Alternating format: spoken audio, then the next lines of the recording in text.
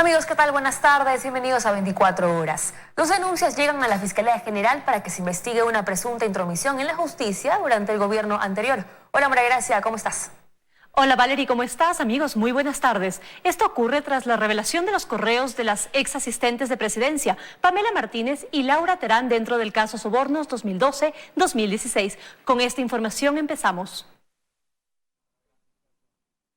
Con la esperanza de que en esta ocasión su denuncia respecto a una intromisión en la justicia se vea respaldada por los 12.000 correos judicializados dentro del caso Sobornos 2012-2016, integrantes de la Mesa por la Verdad y Justicia, Perseguidos Políticos Nunca Más, y el asambleísta de Creo, César Carrión, acudieron a la Fiscalía General para presentar su denuncia por separado respecto a una supuesta manipulación del correísmo en casos judiciales emblemáticos. Aseguran que esta documentación probaría lo que ellos han evidenciado años atrás e involucraría a 495 jueces y fiscales. Vamos a solicitar que la Fiscalía entregue copias certificadas de los 12.000 correos para determinar el comportamiento de los jueces y fiscales. Existiría una organización extrajudicial que hacía el seguimiento y la injerencia política a los perseguidos del régimen de Rafael Correa.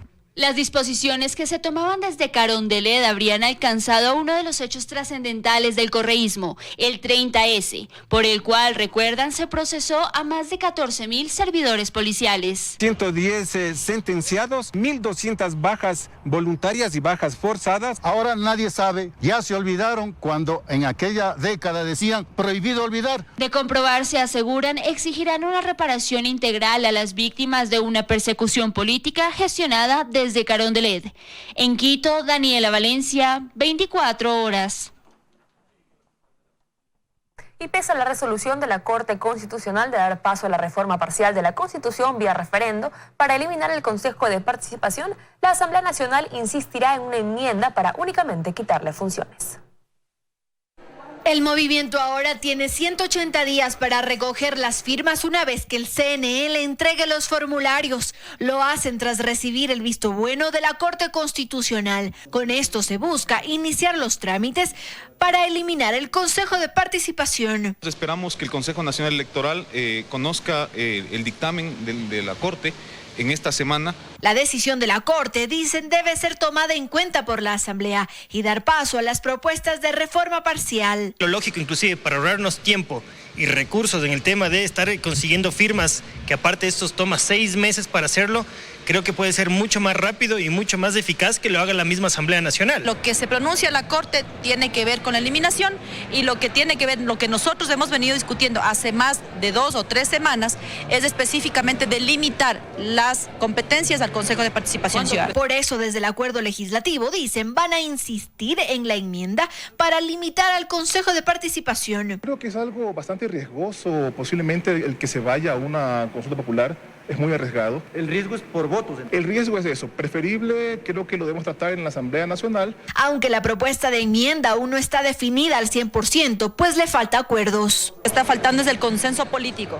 Se logra ese consenso y entonces enviaremos la consulta respectiva. En pocos días habrá ese acuerdo, se remitirá a la Corte y esperamos tener la misma respuesta de la que se dio el día viernes. Ahora la decisión de la Asamblea y los acuerdos a los que lleguen internamente posiblemente se conozcan después de la vacancia legislativa, es decir, pasado el 30 de agosto. En Quito, Andrea Samaniego, 24 horas.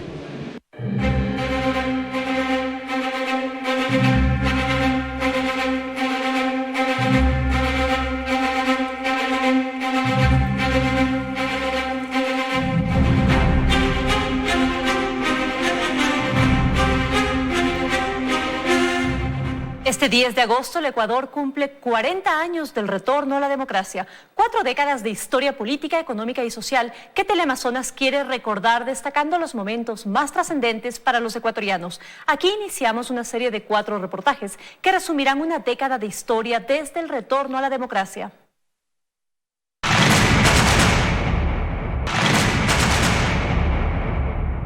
El 10 de agosto de 1979, con la posesión de Jaime Roldós Aguilera y con una nueva constitución, el Ecuador abandonó los regímenes dictatoriales y militares y entró en un nuevo proceso democrático y civil, marcado por una fuerte influencia regionalista costa-sierra. la disputa territorial con el Perú y un péndulo electoral con gobiernos de izquierda y derecha que se sucedían casi matemáticamente. Roldós era un joven abogado guayaquileño defensor de los derechos humanos, vinculado con los sectores políticos de la costa, que tuvo a su cargo el regreso a la democracia. Las democracias no deben ni pueden ser débiles. Y enfrentó una derrota militar en la guerra de Paquilla frente al ejército peruano que reclamaba la ejecución del protocolo de Río de Janeiro de 1942. Este Ecuador amazónico, desde siempre y hasta siempre. ¡Viva la patria! Pero su gestión duró apenas 20 meses. El 24 de mayo de 1981, a Jaime Roldós le sorprendió la muerte junto a su esposa y cercanos colaboradores de su gobierno, cuando el avión en el que viajaba de Quito a Loja se accidentó. Abogado Jaime Roldós Aguilera, cuando se encaminan hasta la última morada. Asumió el cargo Osvaldo Hurtado Larrea, joven abogado que ya tenía una amplia e importante trayectoria política, alrededor de cuyo nombre se materializó la alianza entre la Democracia Popular y la Unión Demócrata Cristiana para convertirse en el compañero de fórmula de Jaime Roldós y en el equilibrio regional por su origen de la sierra. Su presidencia, que arrancó inesperadamente desde el 24 de mayo de 1981, tras la muerte de Roldós, y que se extendió hasta agosto de 1984, fue accidentada. Cuando yo asumo la presidencia, sabía que la crisis estaba a las puertas y que lo peor que podía pasarme a mí era, en ese momento, ser presidente del Ecuador. En 1982 estalló una crisis económica en el Ecuador, provocada por el coletazo de la guerra de Paquilla, el pago de la deuda externa contratada en 1973 por la Junta Militar y un aparente mal manejo económico que generó masivas protestas en las calles, mientras las élites económicas del país le dieron la espalda. La difícil situación económica del país se vio aún más agravada con la decisión de la denominada sucretización de la deuda. El gobierno de Hurtado decidió convertir las deudas en dólares del sector público y de algunos agentes económicos privados contraídas fuera del país a deudas en sucres. El Banco Central del Ecuador asumió el compromiso de pago en dólares frente a los acreedores internacionales.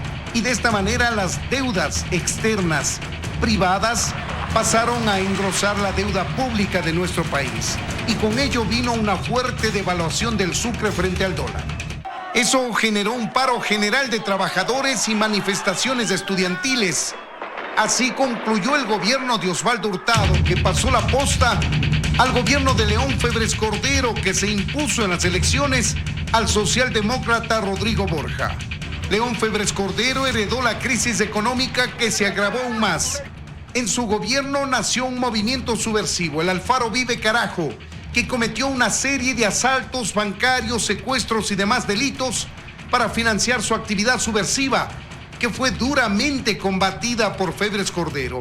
Eso le mereció el calificativo de gobierno autoritario y de violación a los derechos humanos. Este fue un capítulo recordado en la historia del país. Febres Cordero, antes de cumplir un mes en el cargo, decidió ubicar tanquetas del ejército frente al edificio de la Corte Suprema de Justicia, en el punto más álgido de una pugna de poderes entre el Ejecutivo y la función judicial, pues Febres Cordero desconoció la elección de magistrados. Jamás puse tanque. Yo con la policía impedí que suban a la Corte Suprema de Justicia los jueces que inconstitucionalmente habían sido nombrados por el Congreso. Un año después de este episodio, en septiembre de 1985, se produjo otro escándalo de proporciones, cuando los subversivos de Alfaro Vive Carajo, que habían secuestrado al banquero Naim Isaías Barquet, son acorralados en un operativo policial y muere el banquero en el intento de rescate. 6 meses después, en marzo de 1986, se produce un nuevo capítulo de tensión política en el país. El comandante general de la FAE, Fran Vargas Pasos, protagoniza una rebelión tras una denuncia por la compra irregular de un avión Fokker y se produce una balacera en la antigua base aérea. 10 meses después, en enero de 1987, se produce el denominado Taurazo. Comandos de la base aérea de Taura, en Guayas, secuestran al presidente León Febres Cordero y a su círculo más cercano y le obligan a firmar un documento para liberar al general Fran Vargas Pasos, que había recibido una amnistía del Congreso, y no sancionar a los comandos que lo secuestraron. Hubo 5 muertos en ese episodio, que días después terminó con la detención de los comandos que secuestraron a Febres Cordero. El 8 de enero de 1988 se produce la desaparición de los hermanos Restrepo y se responsabilizó a la policía que registraba la detención de los menores, luego de lo cual nunca más se supo de su paradero, pese a la incansable lucha de sus padres. Así concluyó un accidentado gobierno de Febres Cordero con episodios políticos que marcaron la historia del país. Estos primeros 10 años de retorno a la democracia tuvieron realmente mayor agitación política que durante los últimos años de dictadura. Febres Cordero dejó el cargo y tomó la posta a Rodrigo Borja Ceballos, a quien se negó a ceñirle la banda presidencial por su rivalidad política, y en su lugar lo hizo el presidente del Congreso. En Quito, Freddy Paredes, 24 horas. Amigos, regresamos. Seguimos informando. Autoridades agropecuarias de la región están reunidos en Quito para buscar una política común y medidas fitosanitarias regionales que contengan el avance del hongo Fusarium raza 4, que podría afectar las plantaciones de banano. Freddy Paredes informa. Ecuador es la sede de un encuentro regional de autoridades agropecuarias que ahora mismo se reúnen en la Cancillería ecuatoriana con el propósito de establecer políticas conjuntas de prevención a la denominada Fusarium raza 4, que amenaza los cultivos de banano en toda la región. En ese sentido es donde debemos de tener claro que para vender el producto somos competidores, pero para combatir las enfermedades somos aliados estratégicos, todos juntos. Las autoridades agropecuarias de al menos 17 países que participan en este encuentro en la Cancillería manejan como sospecha la presencia de este hongo que amenaza con consumir extensas plantaciones de banano que en la región es de un tipo similar. Que es un hongo que permanece mucho tiempo en el suelo, que en caso de que se confirme eso implicará primero continuar con la erradicación de las plantas en donde se está encontrando las sospechas, y segundo, seguramente vamos a tener que trabajar, ver cómo esas tierras pueden ser utilizadas en unos cultivos diferentes al banano. La idea es que al final de este encuentro de autoridades de los ministerios de Agricultura y demás organismos internacionales de la región se logre establecer un mecanismo conjunto para prevenir la llegada de esta bacteria que podría afectar gravemente a la economía de estos países de vocación especialmente agrícola como el nuestro. Por casi 3 décadas, la gestión de recolección y tratamiento de los desechos sólidos de Guayaquil ha recaído en la administración de las mismas manos privadas. El servicio tiene detractores. Guayaquil a inicios de la década del 90. Montañas de basura en cada esquina, en los barrios y en las avenidas principales. La ciudad literalmente estaba sumergida en sus desechos. En 1994, el entonces alcalde de Guayaquil, León Febres Cordero, decidió privatizar el servicio de recolección de desechos sólidos. Por vía de la concesión con el consorcio ecuatoriano canadiense Bachagnon, constituye un notable mejoramiento de los sistemas de recolección de basura. La empresa creada meses antes de obtener el negocio fue una fusión entre Chacnón de Canadá y la compañía ecuatoriana Balango. Durante el primer contrato del consorcio con la ciudad, su entonces gerente Alfonso Barek Barek debió responder ante los continuos reclamos laborales y multas económicas por el irrespeto en los horarios y frecuencias de recolección. Las quejas continuaron 7 años después.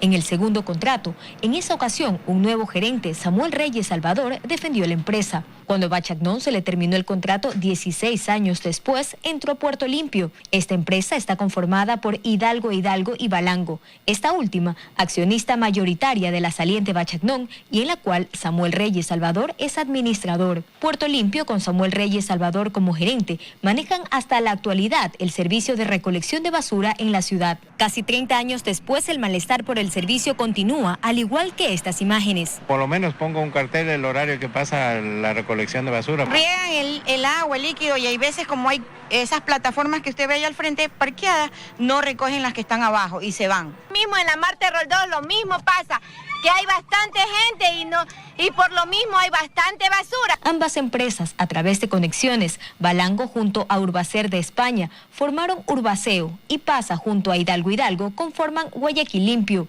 Urbaceo y Guayaquil Limpio se disputan ahora el nuevo contrato para la recolección de los desechos sólidos en Guayaquil por los próximos 7 años y medio. Se estima que la adjudicación se realice la segunda semana de este mes. La empresa ganadora tendrá 6 meses para su implementación. Joana Ramos, 24 horas. Sicarios intentaron asesinar a una guía penitenciaria. La víctima recién había salido de su turno de la cárcel de mujeres de Guayaquil y viajaba con su esposo en una moto cuando fue interceptada y le propinaron 2 disparos a pocas cuadras de su casa. El ataque fue dirigido a la funcionaria pública. Ella fue interceptada cuando se movilizaba en una moto junto a su esposo, a pocas cuadras de llegar a su domicilio en la urbanización Beata Mercedes Molina, noroeste de Guayaquil. Los sujetos armados le propinaron 2 balazos. ¿En qué parte del cuerpo le cayeron las balas a la señora? Una tiene en el rostro, otra en el abdomen. Ella venía en la parte de atrás de la moto y han venido siguiendo desde el trabajo de ella, otra moto. Le pegan 4 tiros, creo, y 2 o 3 le han pegado a ella y los tipos se van de largo y se a San Francisco. La guía penitenciaria fue llevada de urgencia en una ambulancia al hospital del IES de Los Ceibos. Cerca a las 20 horas ocurrió el hecho de sangre. Al salir de su turno, los atacantes escaparon con dirección a la vía Adaule. La pareja sentimental del agente de seguridad salió ileso. Por el suceso, la policía descarta el robo. Está descartado en virtud de que no se les sustraen ningún objeto, sino... La familia de la servidora desconoce las razones de este ataque. De forma extraoficial se maneja la hipótesis que a la guía Miriam Lastra intentaron quitarle la vida en venganza por unas supuestas denuncias que ella hizo sobre irregularidades que existen en el interior de la cárcel.